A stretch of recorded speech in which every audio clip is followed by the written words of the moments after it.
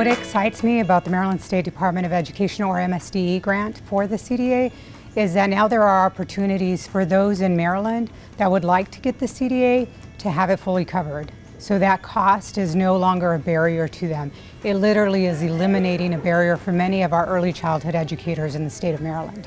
So our program at Montgomery College is very unique. We have students that are completing the CDA, but at the same time, if they haven't mastered the English language, we put them in English language classes. So one of our students actually began with English language classes and the CDA together. She has completed it. She's a family child care provider, and just last week she sent an email. She was very excited. She's tested into the college level. So the first stepping stone, we always tell our students, is the CDA. So we offer 6 college credits. So even though she was doing the CDA and these non-credit English classes, because she completed the CDA, she's come into the college side now with 6 college credits in early childhood. And that to her was amazing. Like, she didn't feel she was wasting any time. So it has been such an exciting thing to see our students completing this, receiving the college credit, and really getting this pathway going for them. And they don't feel like they're losing anything. The CDA means something, and with giving that college credit, it has been critical for our students to feel that, yes, they recognize all this work that I've put into it, the portfolio, the assessment, the observations, and all the hours means something even to the college. So I would tell any person in Maryland that is considering the CDA to look at the opportunities that it will offer them, to look at it as a stepping stone. They may have larger goals, but to break it down, the CDA is your first step. Complete that CDA. Look who's giving you those college credits. What is your next goal then?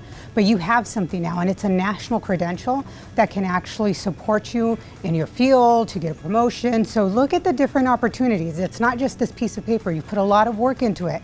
Now figure out, what am I going to do with it? What is my next goal? So I use it as a stepping stone. We've done this. It's a CDA. You have it. Fabulous. Now what are we going to do next? Let's support you with your next goal. Mine for the CDA was a stepping stone. I started with it. I was in early childhood. I was going into something different, but then changed. Those that have degrees, a lot of them are not in the field. So the CDA is going to give you that foundation, the knowledge, the base. You're going to learn about theories, health, safety, and nutrition. Lots of different pieces of early childhood education go into this, but also there's a practicum piece. You're putting a portfolio together and so many hours, and that's critical, and somebody's coming out to observe you. So you have to put this into practice. Those that have the degrees, it's an opportunity, because if you're in the field, you need to know about early childhood. It's an opportunity for you to have a credential now that is actually in early childhood education. So your degree may be in something else. But a lot of states, a lot of different organizations may not accept it. They want you to, and we want you to have that background because you're working with young children. Have that component, that foundation. So that CDA, again, even for somebody that has that degree, can be the foundation for them to go into early childhood and have that background. You need to have that base. There's opportunities and there's funding right now. We didn't have that before in Maryland. Take the opportunity. That funding's available. Get them into the classes. Your staff, your teachers are going to get that base knowledge.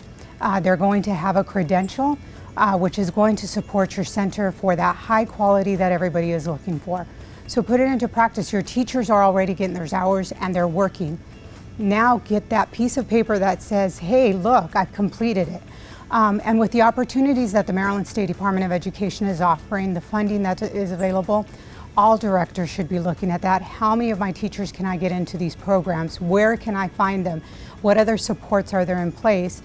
How can we get them the CDA? And then what is the next step? So there's opportunities. Take them while they're here.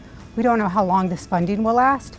So while it's available, put in as many teachers that you have in your center. It's no cost to you, and that's the big one for centers. It's not a cost to you, and it's a benefit to your center and to the child care provider or your teacher that is working.